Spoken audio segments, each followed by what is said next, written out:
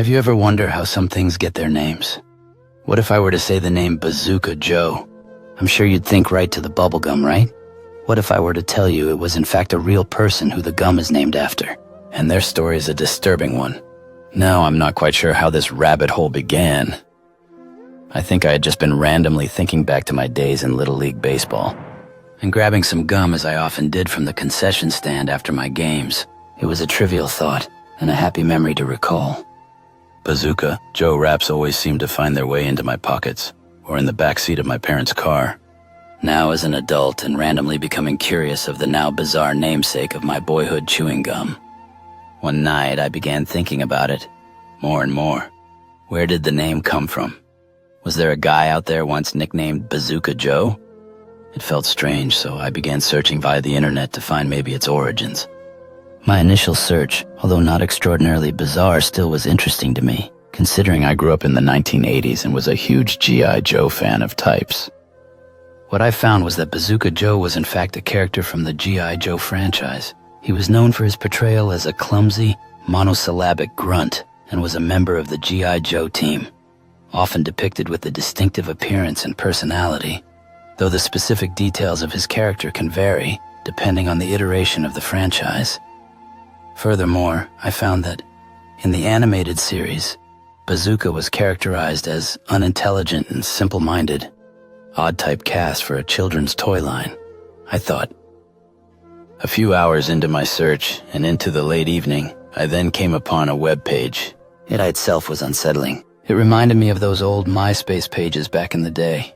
Scrolling down, I was met with the title in a generic bold font reading, "The Tragic but True Story of the Real Bazooka Joe." Grabbing my attention, I began reading. Joey hadn't been a soldier by choice. He was a farm boy from rural West Virginia, a gentle giant who spent his days pulling stubborn stumps from the earth and ached for nothing more than to one day own a patch of land big enough to house a whole family of goats. And when the Vietnam War kicked off, he was drafted into the Army. A cruel and confusing turn of events for a man whose mind ran in simple, peaceful loops. He didn't understand the draft notice or the angry drill sergeants in boot camp. All he knew was that he was taken from the life he loved and placed into a world of incomprehensible violence. His nickname, Bazooka Joe, was born from a bitter joke. His imposing size and a certain blank-eyed, unthreatening demeanor made the soldiers immediately compare him to a mindless jester. They joked that he was only good for carrying the heavy weapons, a human forklift for the platoon's most powerful and often unwieldy ordnance. He never understood their mockery. He just smiled his simple smile and did what he was told, which was why the comparison to Lenny Small from Of Mice and Men was so chillingly accurate. Like the giant from the story, Joey possessed an immense physical strength that he was barely aware of, and an innocent, childlike heart that was utterly defenseless against the world's cruelty. The only things he truly cared about were his hope to have his own farm and raise goats, as well as the simple approval of the men around him, a vulnerability they exploited without a second thought. The abuse was a daily ritual. It started with harmless pranks, putting rocks in his helmet or tying his bootlaces together, but it spiraled into a more vicious, psychological torment. The sergeants used him as their personal shield. In firefights, they'd order him to charge forward, a massive, slow-moving target meant to draw out snipers and machine gun nests. He would trudge through rice paddies and across open fields, the air snapping with the bullets that whistled past his head. Yet with a luck that defied all logic, he would always come back. A mortar round would land a yard away and turn out to be a dud. The bullet that should have pierced his heart would ricochet off a spare canteen in his pocket. The men watched his impossible survival with a mixture of awe and morbid fascination, and the platoon's infamous betting pool became a fevered obsession. It wasn't about the money. It was about the thrill of watching a life they considered worthless continually cheat death. They would stare at him, an empty slot machine with a constant stream of impossible payouts, and their frustration festered into a cold, hardened malice. One sweltering, humid night, the betting pool had reached an obscene amount. The platoon's sergeants, particularly a vicious veteran named Sergeant Cole, decided they would end the game and win big. They concocted a story that was so simple and heroic, it was guaranteed to appeal to Joe's innocent nature. A distress signal from a downed helicopter, comrades trapped and in need of rescue. Joey's eyes lit up with pride and purpose, a feeling he rarely experienced. He had been the sole person chosen for this important mission. He happily went along with the plan, slinging his M16 over his shoulder and setting out into the dense black expanse of the jungle. But, unbeknownst to him, he had been sent directly toward a known enemy stronghold, a fortress bristling with multiple battalions. The sergeants watched him go, their whispers filled with the grim certainty that their long-awaited payout was finally within their grasp. The oppressive silence of the night was shattered by the distant staccato rattle of gunfire. The men of the platoon tensed, their faces a mixture of expectation and excitement. The faint cracks of rifle fire were quickly joined by the heavier, echoing thud of grenades and the rhythmic chugging roar of machine guns. The sounds grew in intensity, a symphony of carnage that rolled over the jungle. The sergeants listened, a sick smile on their faces as they imagined the slaughter. Then, through the chaos came the distinct, blood-curdling screams of men in the distance. Finally, with a sudden deafening finality, the sounds died. The silence that followed was heavy and unnatural, a suffocating vacuum where life and hope had just been extinguished. Was it over? Had Joe's luck finally run out? Their answer came not from the radio, but from the jungle itself. The brush parted, and a figure stumbled out of the darkness. It was Bazooka Joe, but a waking nightmare of his former self. His uniform was ripped and charred, his skin a patchwork of raw, bleeding wounds, and his face was grotesquely swollen from a dozen different impacts. He was drenched in a thick, metallic-smelling blood that was not his own. The soldiers stared, paralyzed by the sight, a collective frozen gasp of horror. The ghost of the man they had mocked, the punchline to their cruel joke, had returned. Then, their attention dropped to what he was carrying. Clutched in his hands was a M20 bazooka, its barrel now pointing directly at their faces. As they watched, a horrifying transformation seemed to occur. His eyes, once so vacant and docile, hardened into chips of obsidian. A low, gravelly voice, completely unlike the gentle murmur they were used to, filled the silence. "Boom. Bazooka Joe," he uttered, the words sounding not like an imitation, but a final, terrifying pronouncement. He pulled the trigger. The explosion tore through the platoon's position, a deafening blast of fire and shrapnel that incinerated the sergeants and most of the men. The few survivors, their bodies broken and their minds shattered by the impossible betrayal, tried to flee, but there was no escape. Joe pursued them, not with the bazooka, but with his bare hands. The giant they had thought of as a harmless buffoon moved with a ruthless efficiency they had never seen, and with each snap of a neck or crush of a skull, he repeated his chilling mantra. "Boom, Bazooka Joe." Boom! Bazooka Joe! He was no longer a joke, no longer a simple-minded boy from the hills. He was a force of nature, forged in fire and betrayal, and his vengeance was absolute. My screen glowed, reflecting an eerie cast upon my desk. What the hell did I just read? The MySpace-esque page unsettled me to my core, leaving me staring into the digital void. The story of Bazooka Joe had ended with a horrifying punctuation mark, a final act of grotesque violence that left my heart pounding. I felt a chilling disconnect, a surreal blurring of the lines between my childhood memories of a cartoon character and the grim tale of this real person.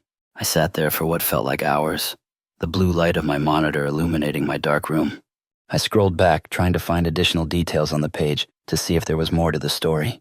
But each attempt came up empty.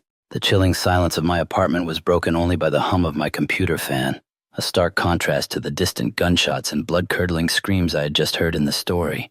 I finally stood up, my body stiff. I walked over to the kitchen, poured myself a glass of water, but I couldn't bring myself to drink it. The taste in my mouth was metallic, like the blood Bazooka Joe was drenched in. I looked out my window at the suburban street, at the quiet houses and the streetlights. It all felt so safe, so normal, so far removed from the brutal reality I had just read. I couldn't shake the image of Bazooka Joe stumbling out of the jungle, not the boy who loved goats, not the punchline to a cruel joke, but the thing that emerged, covered in blood, his eyes now chips of obsidian. I thought about the final words, "Boom, Bazooka Joe," and realized they weren't just a threat. They were a birth, the shedding of an innocent identity, and the emergence of something monstrous, something forged by the very men who had laughed at him. The words were the sound of his old self being blown away. I went back to my desk, but not to search the internet again. I opened a blank Word document and just started typing. The story I had read, the gruesome details, the tragic backstory. It all poured out of me. Inexplicable need to document it, to give the story a place to exist beyond that unsettling webpage.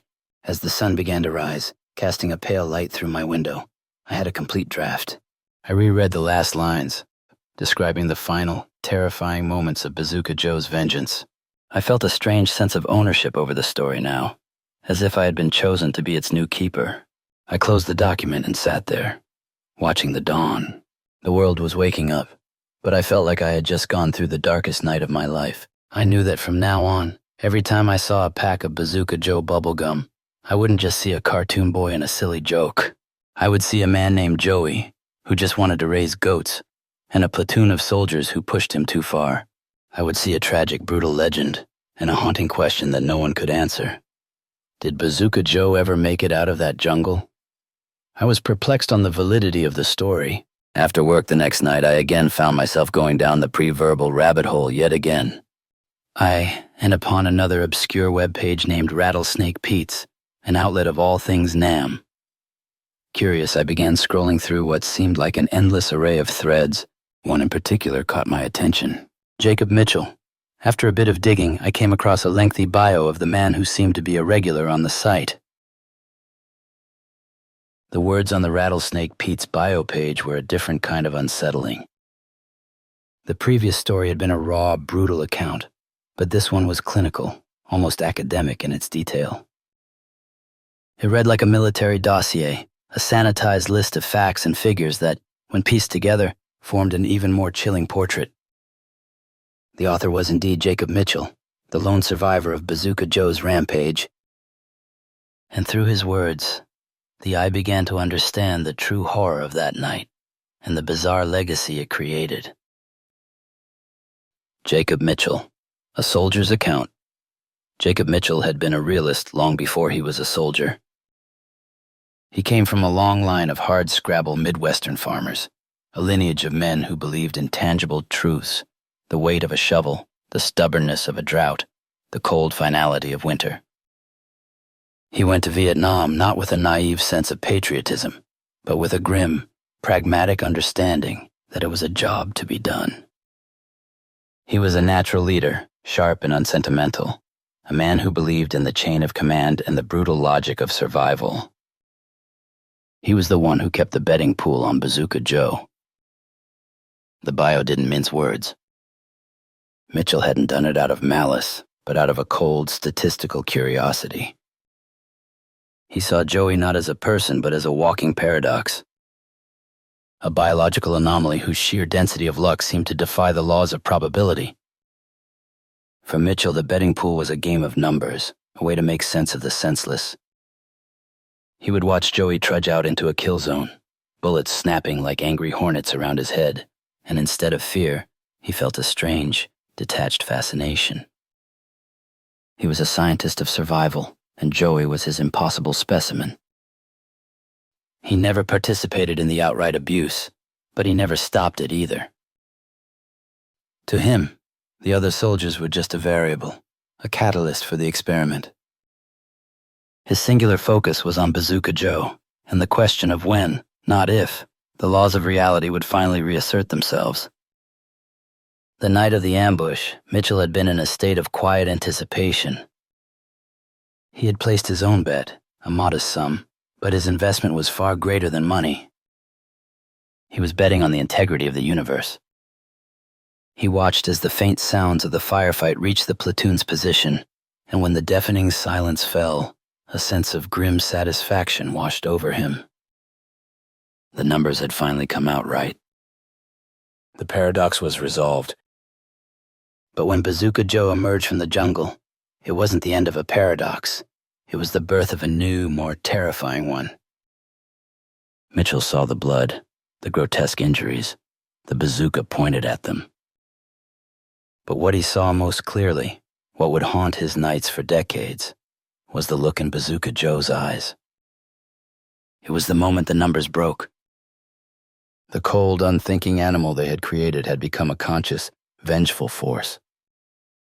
Mitchell, the pragmatist, was forced to confront the impossible. The slaughter that followed was not an act of war. It was an act of reckoning. Mitchell, a man of cold logic, was saved by a fluke, a piece of shrapnel from the explosion that knocked him unconscious and buried him under debris. A small, ironic echo of the very luck he had so meticulously studied in Bazooka Joe. He was the lone survivor. Pulled from the wreckage by a rescue unit, he was diagnosed with severe PTSD, given a Purple Heart, and sent home to a world he no longer understood. The tangible truths of his life had been shattered. He was haunted not by the screaming, but by the silence that followed. The voice of Bazooka Joe echoing in his mind, "Boom, Bazooka Joe." After his honorable discharge, Mitchell tried to reintegrate. He moved to the suburbs, got an office job, but the fluorescent lights and polite conversations felt alien. The real world was not a place of tidy rules and predictable outcomes. It was a place of random violence and terrifying paradoxes. He couldn't shake the need to control the narrative, to create a world where the rules made sense again.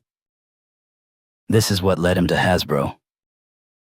It started with an entry-level position, a way to pay the bills. But he found a strange solace in the world of toys, a world where good and evil were clearly defined and where every conflict had a resolution. He found his way to the G.I. Joe brand, a military toy line that was in desperate need of a rebrand. The G.I. Joe of the past was just a nameless soldier. Mitchell wanted to give them identity, purpose. And so he became the architect of the real American hero era. He wasn't just creating action figures, he was creating a platoon from the ghosts of his past. The uncanny backstories were no accident. Each character was a disturbing, unsettlingly detailed portrait of a soldier from his fallen platoon. Duke, the charismatic, confident leader. Mitchell molded him after Sergeant Cole, the man who had orchestrated the ambush. Duke's bravery was a sanitized version of Cole's cold-blooded cruelty. Roadblock, the large, hulking soldier with a love of cooking. Mitchell remembered the platoon's cook, a man who had laughed the loudest at Bazooka Joe. Roadblock's gentle giant persona was a twisted homage to a man who, in reality, was far from kind. Gung-ho, the proud Marine with a deep Southern accent. He was a caricature of a young, brash kid from Georgia who had a particular obsession with the betting pool. And of course, there was Bazooka. The character was a simple, monosyllabic grunt who carried the heaviest weapons. He was the most bizarre and disturbing creation of them all. Bazooka's origin story on the file cards was a sanitized lie, but Mitchell knew the truth. He had created the character to put the ultimate paradox in a box, to contain the monster he had helped create. He had found a way to turn the brutal, senseless reality of Vietnam into a clean, profitable product. Mitchell had done what he was always best at. He found a way to control the chaos. He had turned the ghosts of his dead platoon into plastic figures and their horrific story into a child's game. He had taken the most senseless act of violence he had ever witnessed and made it a profitable, predictable narrative. But every time he looked at a Bazooka action figure, a cold certainty would settle in his heart. The paradox was still out there, its silent truth contained, for now, in a plastic box, forever waiting for the day it would escape and utter its chilling mantra once more. Boom! Bazooka Joe! Boom! Bazooka Joe! Kaboom! Bazooka Joe! Boom! Bazooka Joe! Boom! Bazooka Joe! Kaboom! Bazooka Joe!